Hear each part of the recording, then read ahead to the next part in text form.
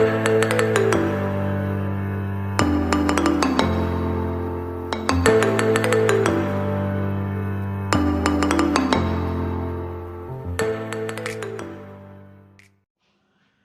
Everyone, this is RG. Welcome back to our YouTube channel. हम पढ़ रहे हैं क्लास 11th का चैप्टर नंबर 1 यानी कि मोल कंसेप्ट। कल के हमारे लेक्चर में हमने स्टोइकियोमेट्री तक कंप्लीट कर लिया है।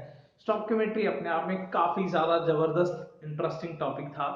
Fine, if we recall stoichiometry तो एक सिंगल लाइन में स्टोइकियोमेट्री था कि 1 रुपए की अगर 2 टॉफियां हैं तो 5 की कितनी है। क्लियर। आज का हमारा बेसिकली टॉपिक है लिमिटिंग रीजन।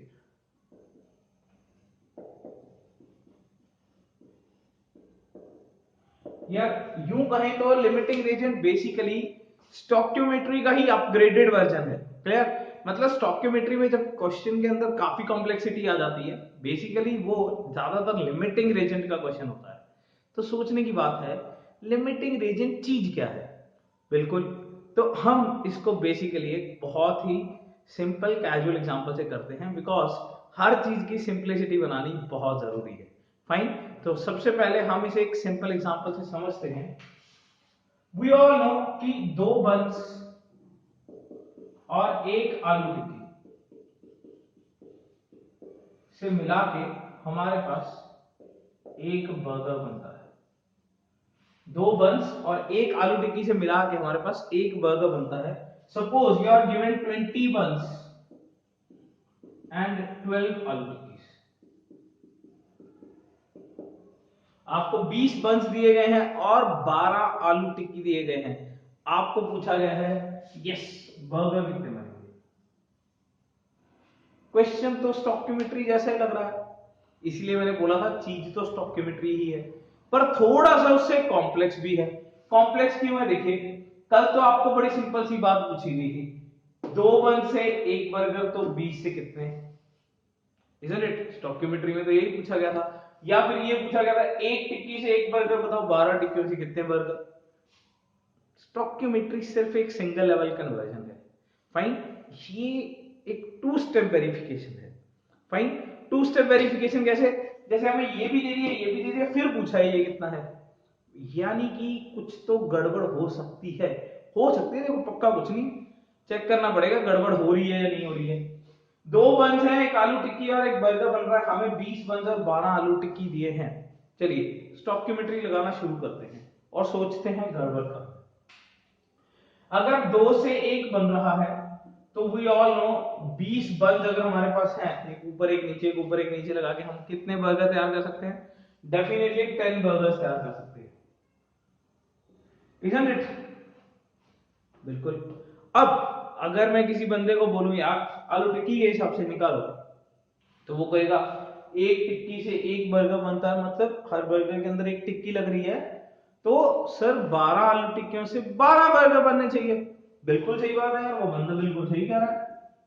12 आलू टिक्कियों से कितने बर्गर बनने चाहिए, 12 बर्गर बनने चाहिए। अब बर्गर तो भाई या तो 10 बनेंगे या तो 12, दोनों चीजें तो पॉसिबल है नहीं। एंड आपको भी पता है कि क्या बनेंगे, कितने बनेंगे, बर्गर तो 10 ही बनेंगे। क्यों? क्योंकि जब ब्रेड ही खत्म हो जाएगा तो कल्ली टिक्कियों के थोड़ी बर्गर बना देंगे। यहां पे ब्रेड सिर्फ इतने हैं या बंस सिर्फ इतने हैं कि 10 बर्गर तैयार हो, आलू टिक्कियां इतनी हैं कि 12 बर्गर तैयार हो, तो तैयार कितने होंगे। मेरे को पता है आपकी इस क्वेश्चन के साथ थोड़ी भावनाएं जुड़ी हुई हैं, तो आप पक्का गेट कर लोगे कि बर्गर कितने बनेंगे, 10। एंड हमारे पास क्या होगा, ये 20 के 20 बंस लग जाएंगे, जबकि ये सिर्फ 10 आलू टिक्कियां लगेंगी। एंड अल्टीमेटली हमारे पास 2 आलू टिक्कियां लेफ्ट रह जाएंगी। Fine. You all know this, क्योंकि इस क्वेश्चन के साथ हमारी थोड़ी सी भावनाएं जुड़ी हुई हैं। फाइन। पर मुद्दे की बात यह है कि कितने बर्गर बनेंगे ये किसने डिसाइड किया, इस बंदे ने डिसाइड किया, बंस। क्यों? क्योंकि अगर हम टिक्कियों की मानते तो ये सही आता, जबकि ये तो क्या है गलत। सही क्या है ये, इसका मतलब डिसाइडिंग फैक्टर कौन है, डिसाइडिंग फैक्टर है ब्रेड्स। डिसाइडिंग फैक्टर कौन है, ये डिसाइडिंग फैक्टर है। एंड क्यों बना ये डिसाइडिंग फैक्टर? क्योंकि ये कम था। जो भी चीज कम होती है ना उसी के हिसाब से चीज चलती है। जैसे यार बड़ा सिंपल सा फंडा है, मान लीजिए कोई लंगर चला रहे हो आप, ठीक है ना। अब उस लंगर के अंदर यार पूरियां तो बहुत है पर सब्जी खत्म हो गई है, क्या वो लंगर चलेगा? अब ये मत कह देना कि भाई सिर्फ पूरियां बांट देते हैं, ठीक है मेरे को पता है आप कुछ भी खा लोगे, पर लंगर तो तब तक ही चलेगा जब पूरी और सब्जी दोनों होंगे। क्लियर? तो बड़ी सिंपल सी बात है, आपके पास पूरियां तो इतनी है चाहे सारी रात चलाते जाओ, जबकि सब्जी सिर्फ इतनी है कि शाम को 6 बजे तक ही लंगर चल सकता है, तो लंगर सिर्फ शाम 6 बजे तक ही चलेगा, क्योंकि दोनों में से अगर एक चीज खत्म तो लंगर खत्म। सिमिलरली ब्रेड और टिक्की दोनों को मिला के, दो ब्रेड्स के बीच में एक टिक्की रख के हमें बर्गर तैयार करना है, ब्रेड या टिक्की में से कोई भी एक चीज खत्म, बर्गर बनने खत्म, अब बर्गर नहीं मिल सकता। Is that thing clear? इसका मतलब दोनों में से जो चीज पहले खत्म हो जाएगी वही हमारा प्रोडक्ट डिसाइड करेगी, एंड जो खत्म हो जाएगी वो क्या होती है? जो खत्म हो जाएगी उसे बोलते हैं लिमिटेड। जो खत्म हो जाएगी उसे हम क्या बोलते हैं? लिमिटेड। वहां से ये शब्द आया लिमिटिंग, यानी कि अगर ये डिसाइडिंग फैक्टर है ना, क्योंकि ये लिमिटेड है, ये तो हमारे पास एक्सेस में है, एक तरीके से देखा जाए तो एक्सेस मतलब ज्यादा पड़ा है, टिक्कियां तो अभी भी बची हुई हैं, ये हमारे पास ज्यादा है, जबकि बंस हमारे पास क्या है? लिमिटेड। जो चीज लिमिटेड है वही लिमिटिंग रीजेंट है। क्लियर? एंड लिमिटिंग रीजेंट ही सब कुछ डिसाइड करता है। लंगर कब तक चलेगा ये भी लिमिटिंग रीजेंट डिसाइड करेगा, बर्गर कितने बनेंगे ये भी लिमिटिंग रीजेंट ही डिसाइड करेगा। कोई दिक्कत? अब मुद्दे की बात ये है कि एक क्वेश्चन के अंदर हमें कैसे पता चलेगा कि लिमिटिंग रीजन कैसे निकालना? तो ठीक है ना भाई, हम क्यों बैठे हैं, लिमिटिंग रीजन निकालने के लिए तो बैठे हैं। लेट्स हैव द टेक्निक कि कैसे निकलेगा। ये हमने बेसिकली अब तक मतलब उस शब्द को समझने की कोशिश करी है कि क्वेश्चन किस टाइप का है। क्वेश्चन इस टाइप का है कि अब दो अलग अलग रीजन के हिसाब से दो अलग अलग वैल्यूज बन रही हैं, तो कौन सही है? सही वो है जो लिमिटेड अमाउंट से बन रहा है, क्योंकि लिमिटेड अमाउंट भाई पहले खत्म हो जाता है, जो चीज ज्यादा है उसके हिसाब से थोड़ी डिसाइड करेंगे। Isn't it? मेरे को क्लास में सिलेबस उस हिसाब से चलाना पड़ेगा कि सबसे स्लो समझने वाला बंदा कब समझ जाता है। अब सबके फास्ट के हिसाब से करूंगा तो महीने में सिलेबस खत्म कर दूंगा, उसको तो सब समझ आ रहा है। क्लियर? तो बड़ी सिंपल सी बात है, जो लिमिटिंग जो स्लो होता है उसी के हिसाब से चलना पड़ता है। आप रिले रेस के अंदर देखा करो, 4 लोग दौड़ते हैं ना 100 मीटर्स, तो कौन सबसे स्लो दौड़ रहा है? भाई आप चारों की टीम में कौन सबसे स्लो दौड़ रहा है, वो आपका डिसाइडिंग फैक्टर है कि आप रेस जीतोगे या नहीं। क्योंकि अगर वो कुछ ज्यादा ही स्लो चल लिया ना तो आपका नुकसान हो जाएगा, और अगर वो तेज चला तो फिर बाकी तो तेज चल ही सकते थे। इसलिए सबसे स्लो, सबसे कम, सबसे लिमिटेड अमाउंट ही हमेशा डिसाइडिंग फैक्टर होती है। Is that thing clear? कोई भी दिक्कत? तो अब देखिए कि ये डिसाइडिंग फैक्टर, ये लिमिटिंग फैक्टर निकालते कैसे। Let's have the technique. हाँ जी, नेक्स्ट हमारे पास है basically 3 moles of nitrogen reacts with 6 moles of hydrogen to give how much amount of ammonia। हमारी वही पेटेंट रिएक्शन कल वाली वापस आ गई है। फाइन, अब क्वेश्चन में थोड़ी सी तब्दीली है, कल की तरह सीधा सीधा एक चीज नहीं दी हुई। देखिए N2 plus 3H2 becomes 2 ammonia। Clear? कोई दिक्कत? पर अब हमारे पास दो चीजें गिवन है, एक तो इसके 3 मोल्स हैं एंड इसके 6 मोल्स हैं, एंड पूछा गया है इसके मोल्स कितने बनेंगे। देखो हम वैसे तो एक क्वेश्चन मतलब एक तरीका लगा के देखते हैं सो दैट हम ये नो कर जाएं ये क्वेश्चन लिमिटिंग का ही है। ऐसे अक्सर आपको पता चल जाया करेगा, क्योंकि जब दो चीजें दी होंगी तो लिमिटिंग का ही क्वेश्चन होगा। फाइन, फिर भी थोड़ा लगा के देखते हैं।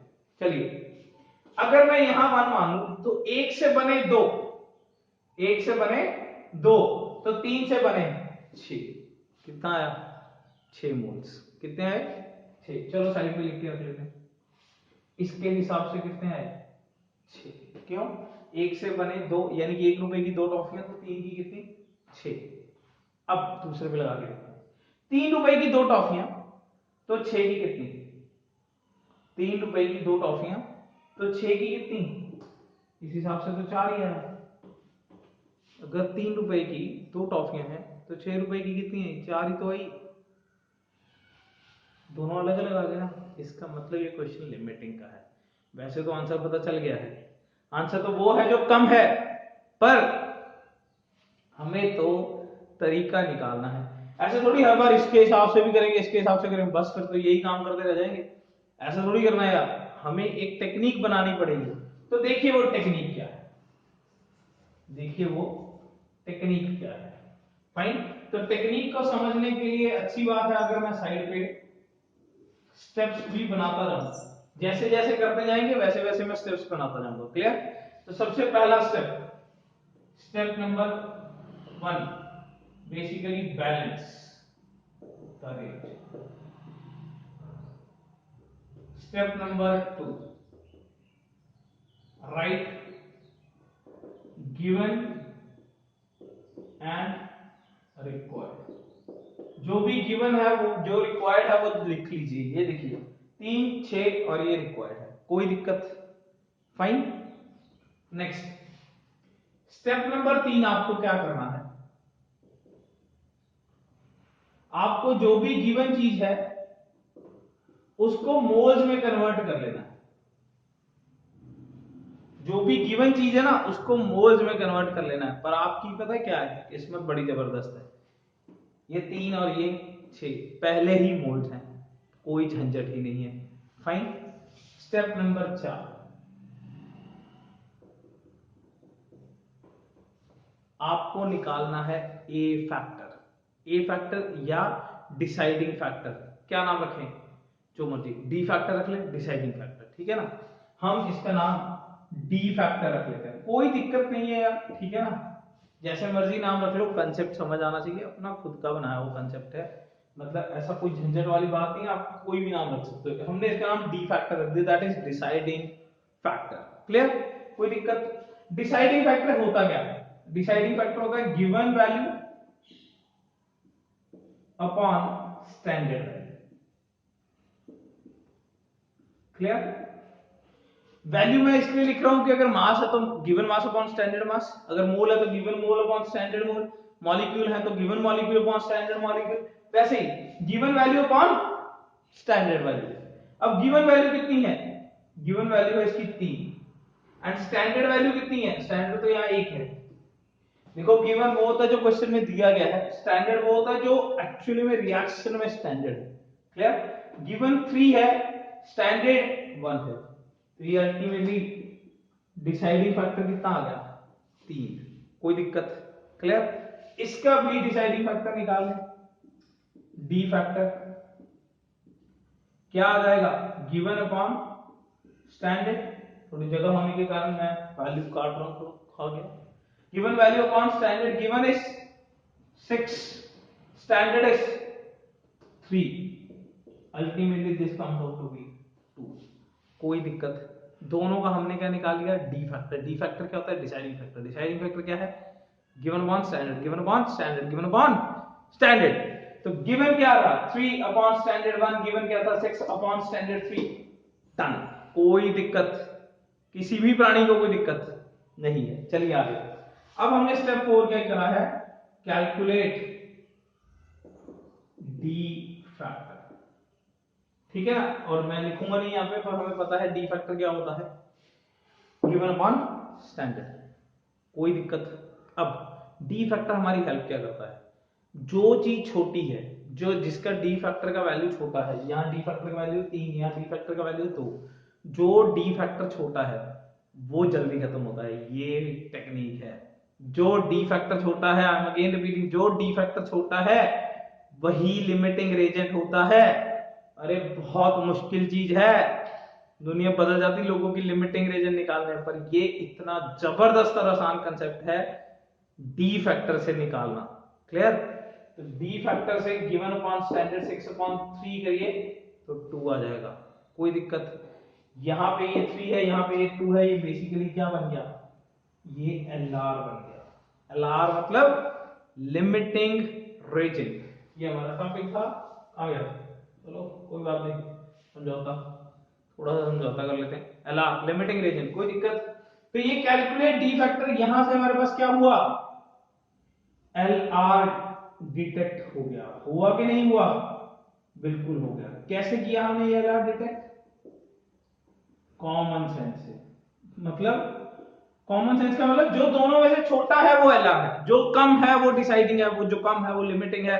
कौन कम, देखो यहां 3 था यहां 6 था, ऐसे नहीं बताना ये कम है, एल आर तो यह है, कभी मोल से नहीं बताना, याद रखना ये बात, नोट कर लो, बहुत इंपॉर्टेंट चीज है। क्वेश्चन बड़ा जबरदस्त लिया जा चुका है। मोल जिसके कम थे एल आर ये है, मोल जिसके कम थे एल आर ये है। वैसे भी यार सोच के देखो, सच अपने पहले भी एग्जांपल बड़ा जबरदस्त लिया था। क्यों, हमने 20 ब्रेड लिए, बंस 20 लिए थे, टिक्कियां 12 ली थी, ली तो कम टिक्कियां थी, पर लिमिटिंग कौन निकल गया था, बंस, क्योंकि एक बर्गर के अंदर वो 2-2 लग जाते हैं, तो 20 जल्दी खत्म हो जाएंगे, जबकि वो 12 खत्म नहीं हुए। दोनों ही बार हमने काफी जबरदस्त एग्जांपल लिया, 3 और 6। यहाँ ये कम है पर लिमिटिंग ये है, क्योंकि लिमिटिंग ना डी फैक्टर बताता है। कोई दिक्कत, कोई भी दिक्कत।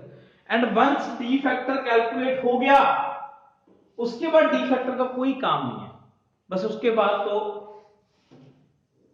स्टेप नंबर 5, इसके बाद तो अप्लाई स्टोइकियोमेट्री। किसके ऊपर, ऑन एल आर। स्टोइकियोमेट्री लगानी है, पर इतना ध्यान रखना है कि लगानी किस पे है, एल आर पे लगानी है। ऐसे नहीं कि किसी पे भी मुंह उठा के लगा दिया, इस पे लगा दी, नहीं, एल आर कौन है, इस पे स्टोइकियोमेट्री लगाओ, लगा लो बस स्टोइकियोमेट्री। स्टोइकियोमेट्री लगाना तो बहुत आसान है, 3 से बने 2, 6 से बने, देखो ऊपर ही रहना बस। अब इसका कोई काम नहीं, D factor, once D factor is calculated, उसके बाद डी फैक्टर का कोई काम नहीं है। वैल्यू सम क्वेश्चन सॉल्व कर देना, डी फैक्टर का कोई काम नहीं है। डी फैक्टर सिर्फ ये बताता है कि देखना इसे था या इसे। मैं दोबारा हिंदी में लिख रहा हूं यहां पे, डी फैक्टर हमें सिर्फ ये बताता है कि देखना किसे,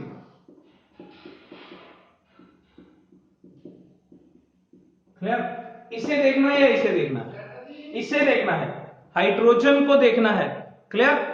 तो 3 से बने 2, तो 6 से कितने बनेंगे, अब ये बेसिकली यूनिटरी लगा लेंगे, 3 से बने 2, तो 6 से बनेंगे 2/3 into 6, दैट इज 4, तो ये आ गया है 4। कोई दिक्कत, now that's the answer, fine. बड़ा सिंपल सा फंडा है।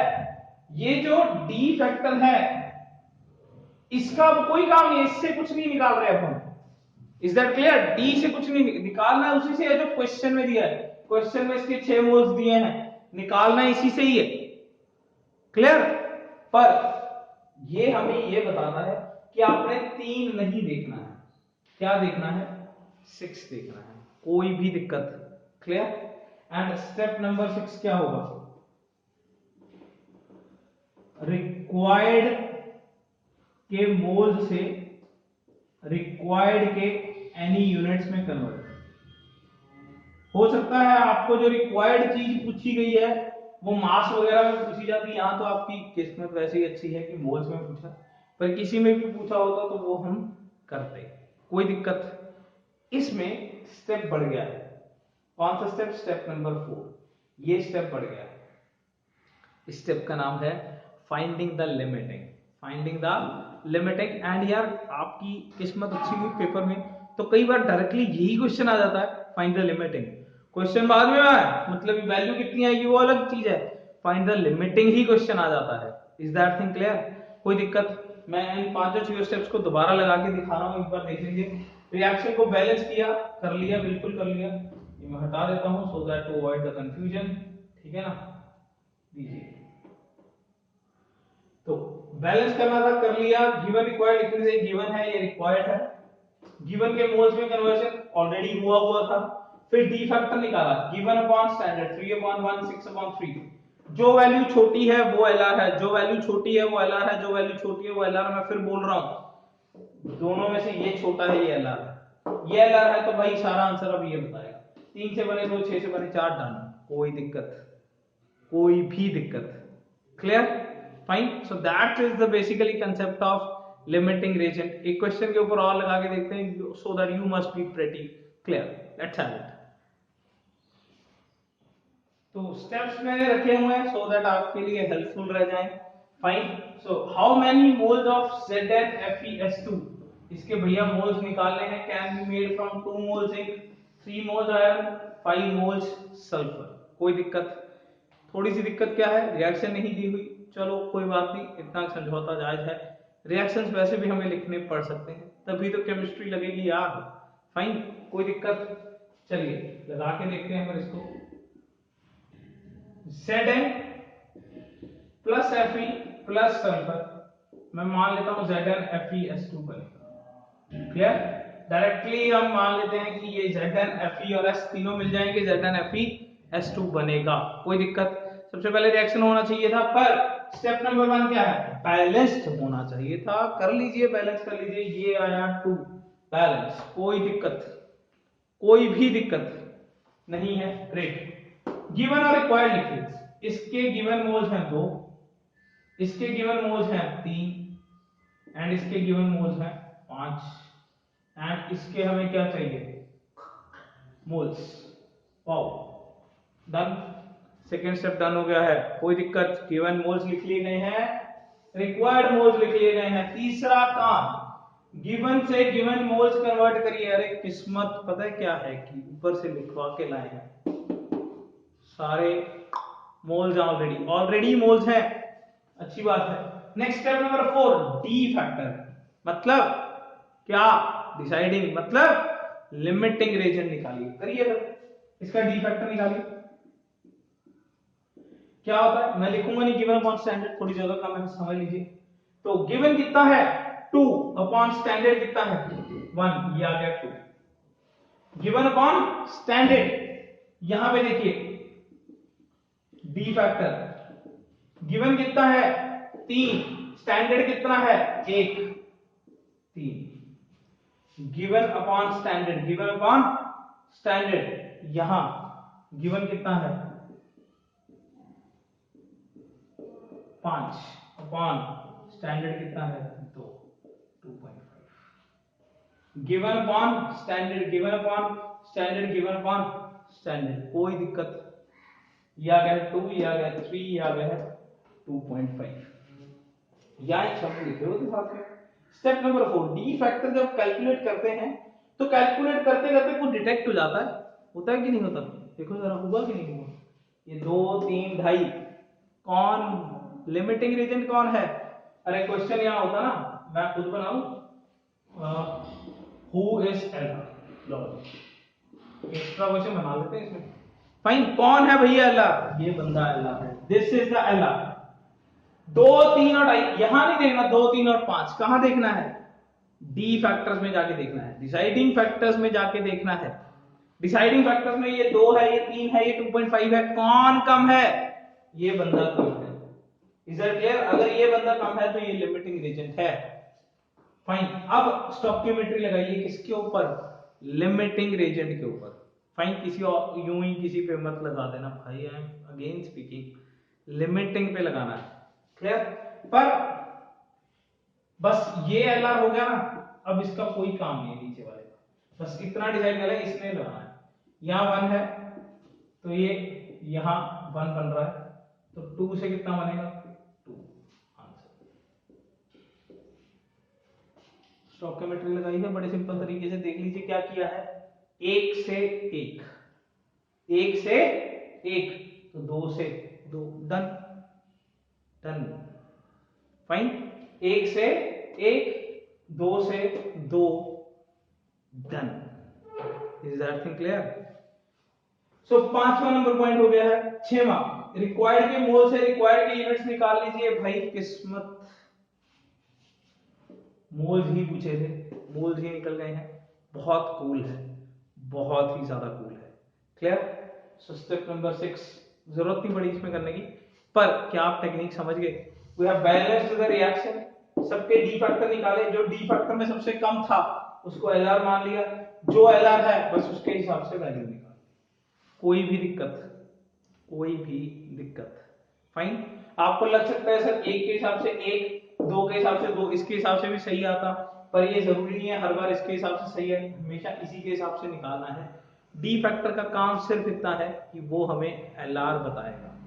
डी फैक्टर का काम मैंने हिंदी में भी लिखा था, फिर बता रहा हूँ, डी फैक्टर का काम सिर्फ इतना है कि वो हमें एल आर बताएगा। ये वैल्यू वैल्यू निकालना डी फैक्टर का काम नहीं है। Clear? So let's have another question जिसमें हम स्टेप नंबर 3 और स्टेप नंबर 6 भी यूज करेंगे। There is on your screens right now.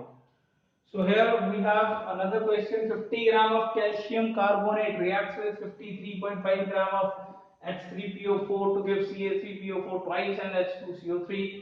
Calculate the moles of CA3PO4 twice formed and also calculate the limiting reagent. काफी statement बदल गई है, statement का कोई दिक्कत नहीं है यार, लेट्स हैव इट। इक्वेशन बदलता है और कोई झंझट नहीं होता, सिर्फ और सिर्फ इक्वेशन बदलता है।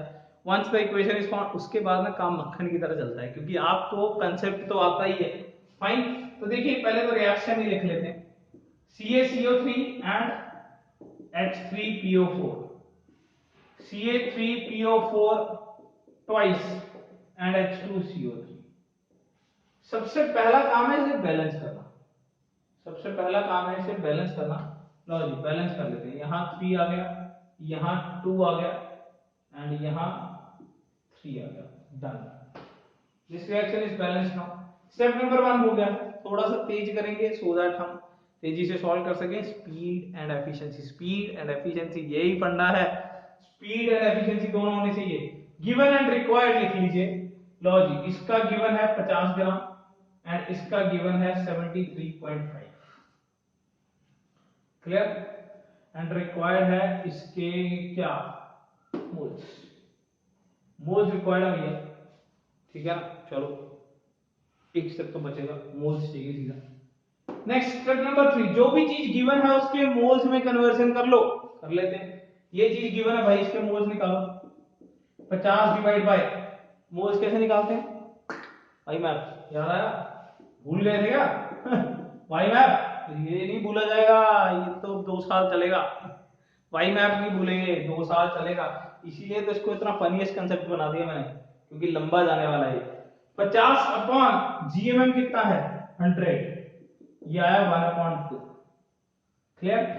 लो जी, इसका नंबर ऑफ मोल 73.5 अपॉन इसका मॉलिक्यूलर मास, जब आप निकालोगे तो 98 आ जाएगा, ये आ गया 3/4। ये 3 और 2 का कोई काम नहीं है। जब नंबर ऑफ मोल्स निकालते हैं वाई मैप में, हमें फर्क पड़ता है क्या कि रिएक्शन में आगे क्या लिखा, घंटा, हमें रिएक्शन ही नहीं पता होती जब हम वाई मैप करते हैं। तो इस 3 और 2 का कोई काम नहीं, बस 50 अपॉन इसका मास, इसका मास अपॉन इसका मास, ये आ गया मोल्स।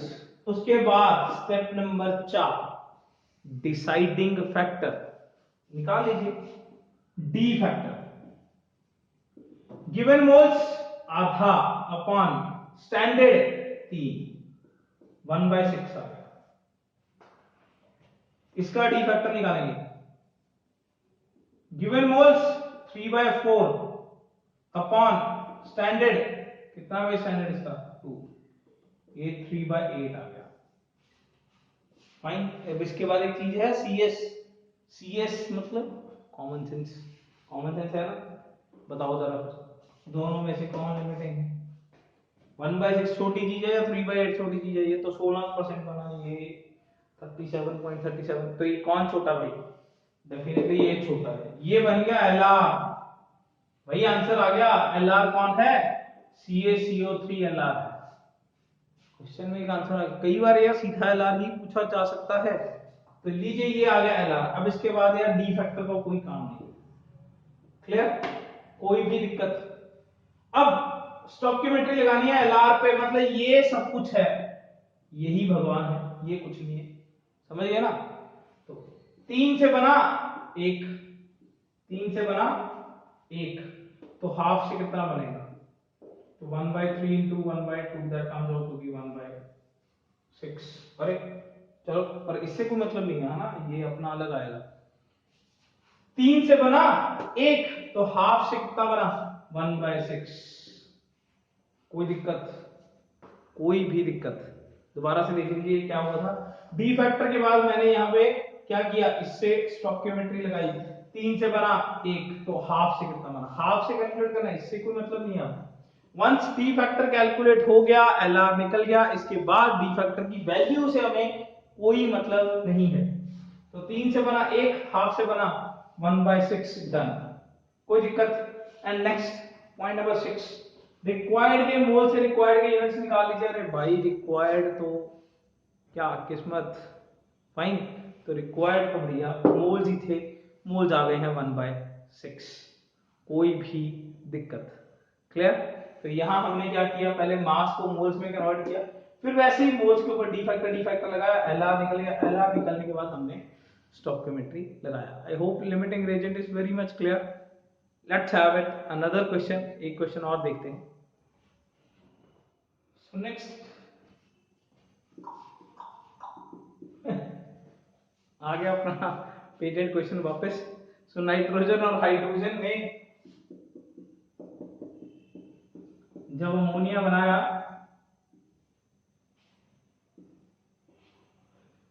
नाइट्रोजन और हाइड्रोजन में जब अमोनिया बनाया हैबर प्रोसेस के थ्रू, तो ये 56 ग्राम दिया है, ये 16 ग्राम दिया है, तो इसके ग्राम पूछे हैं। कोई भाई साहब इतना दिमाग मत लगा देना कि 56 + 16 72, sir law of conservation of mass, ये सब नहीं चलेगा। Law of conservation of mass तब लगता है अगर रिएक्शन 100% प्रोसीड हो जाए। हम चैप्टर या टॉपिक लिमिटिंग रेजेंट पढ़ रहे हैं, लिमिटिंग रेजेंट में 100% कन्वर्जन नहीं होता, क्योंकि जब टिक्कियां बच गई थी, जब हर चीज में कुछ ना कुछ बच रहा है, कोई चीज जल्दी खत्म हो रही है, तो 100% थोड़ी कन्वर्ट हो रहा है। तो कृपया करके इसका आंसर 72 ग्राम मत लगा देना, फाइन। तो इसका आंसर क्या लगेगा, इसका आंसर आप निकालेंगे, इन दोनों के ऊपर लगाइए अपना सारा कॉन्सेप्ट, लगाइए, लिमिटिंग निकालिए, एंड फिर मेरे को तो कमेंट सेक्शन में आंसर चाहिए, कोई दिक्कत, फाइन। सो आई होप कि यार आपको समझ आ गया। डेफिनेटली मेरे को पता है आप लोग इसका आंसर कमेंट सेक्शन में बिल्कुल सही लिखोगे, fine. Will give you a thumb on the correct answer. Till then पढ़ते रहिए, best of luck, thank you so much.